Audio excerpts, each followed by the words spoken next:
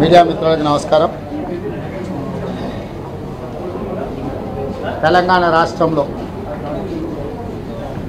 పోయిన వానాకాలం నుంచి వరి పండించే రైతుల ఆందోళనలో, ఆత్మహత్యలలో లేదా కళ్ళాలలో కుప్పల మీద రోజుల కొద్ది కాపలా కాసి గుండాగి చచ్చిపోవడమో జరుగుతుంది.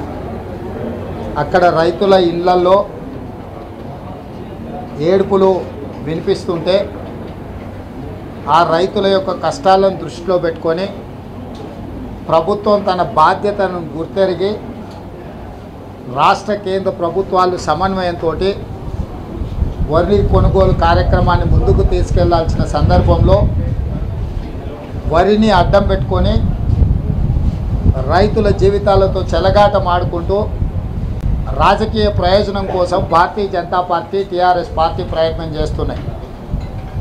ఇక్కడ ఒకరి మీద ఒకరు పైచేయి సాధించాలని, ఒకరిని ఇంకొకరు రాజకీయంగా అణిచివేసి ఆ స్థానంలో రాజకీయ ప్రయోజనం పొందాలని బీజేపీ, టీఆర్ఎస్ రైతుల యొక్క జీవితాలతోని చెలగాటమాడుతున్నాయి. ఈ పరిస్థితిని గమనించి వానాకాలం సందర్భంగా కాంగ్రెస్ పార్టీ నుంచి రైతులకు మనోధైర్యం నింపడానికి, రైతుల పక్షాన కొట్లాడడానికి కొన్ని కమిటీలను నియమించుకొని రైతుల దగ్గరికి వెళ్ళి రైతులకు భరోసానిచ్చి రైతుల తరఫున రాష్ట్ర కేంద్ర ప్రభుత్వాల మీద ఒత్తిడి తీసుకొచ్చినాం. ఆ రోజుల్లోనే కల్లాలోకి కాంగ్రెస్ అనే కార్యక్రమాన్ని తీసుకొని కుప్పల దగ్గర కాపలా ఉన్న రైతులను కలిసి రాష్ట్ర ప్రభుత్వం మీద ఒత్తిడి తీసుకొచ్చి పోరాటం చేసినాం. వానాకాలంలో వచ్చిన అనుభవాన్ని దృష్టిలో పెట్టుకొని, జరిగిన నష్టాన్ని పరిగణలోకి తీసుకొని చనిపోతున్న రైతుల జీవితాలలో ఇంత కష్టకాలం రాకుండా చూడాల్సిన బాధ్యత ప్రధానమంత్రికి, ముఖ్యమంత్రి గారికి ఉన్నది. అయినా ఆ సమస్య నుంచి గుణపాఠం నేర్చుకోక మళ్ళీ యాసంగిలో కూడా అదే రకమైన రాజకీయ రాక్షస క్రీడకు బీజేపీ, టీఆర్ఎస్ తెరలేపినాయి.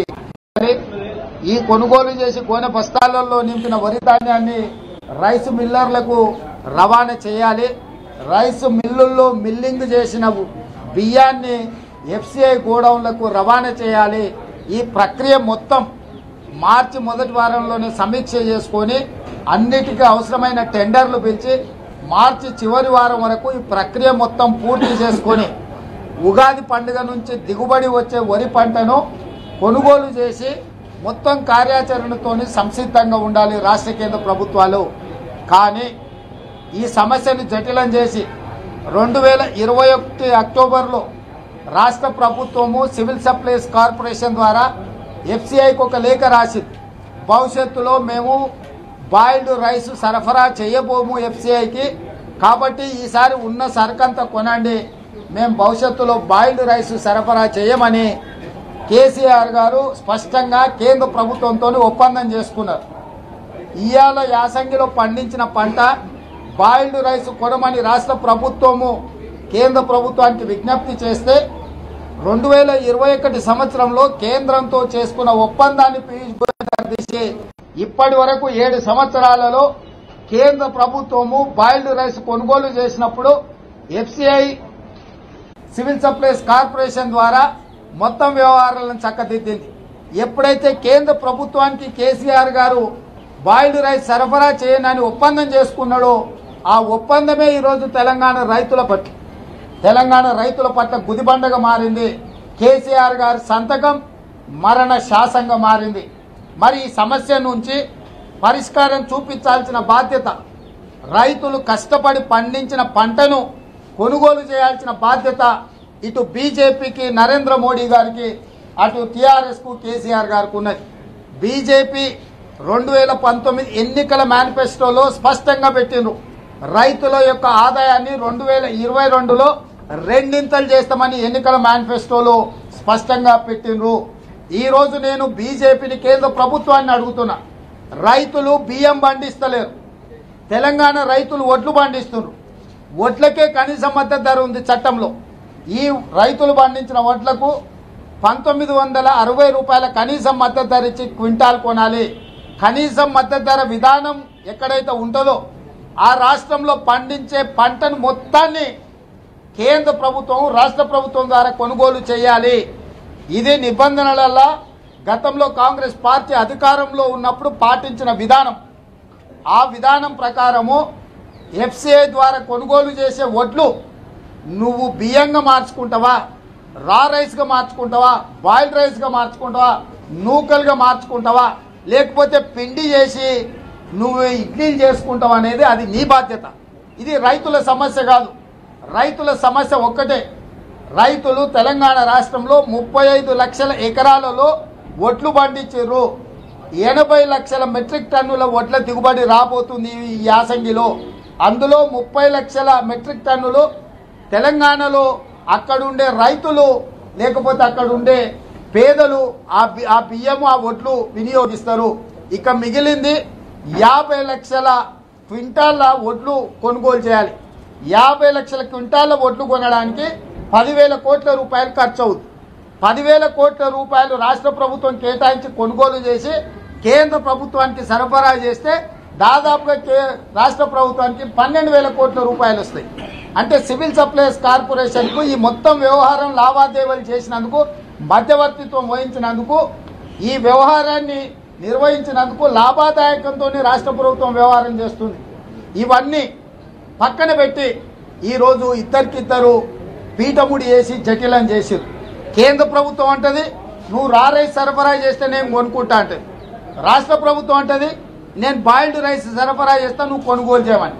మేము రైతులకు ఏమంటున్నాం కాంగ్రెస్ పార్టీ రైతుల తరఫున అంటే నువ్వు రా రైస్ చేసుకుంటావా, బాయిల్డ్ రైస్ చేసుకుంటావా, లేకపోతే నూకలు చేసుకుంటావా, పిండి చేసుకుంటావా, లేకపోతే ఎవరికైనా పిండం పెడతావా, నీ పిండ కూడా వండుకుంటావా అనేది రైతులకు సంబంధం లేదు. రైతులు పండించిన వడ్లను 1960 రూపాయల కనీస మద్దతు ధర ఇచ్చి కొనుగోలు చేయాల్సిన బాధ్యత రాష్ట్ర ప్రభుత్వం మీద ఉన్నది. రాష్ట్ర ప్రభుత్వం సేకరించిన వడ్లను తీసుకోవాల్సిన బాధ్యత కేంద్ర ప్రభుత్వం మీద ఉన్నది. మేము అడుగుతున్నది సింపుల్. ఉగాది పండుగకు పంట కోతలకు వచ్చింది, కళ్ళాల్లో వడ్లు వచ్చినాయి.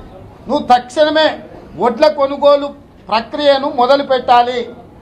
ఇవాళ ప్రక్రియ మొదలు పెట్టకపోవడం వల్ల ఇవాళ నేను నిర్దిష్టమైన ఆరోపణ చేస్తున్న కేసీఆర్ మీద.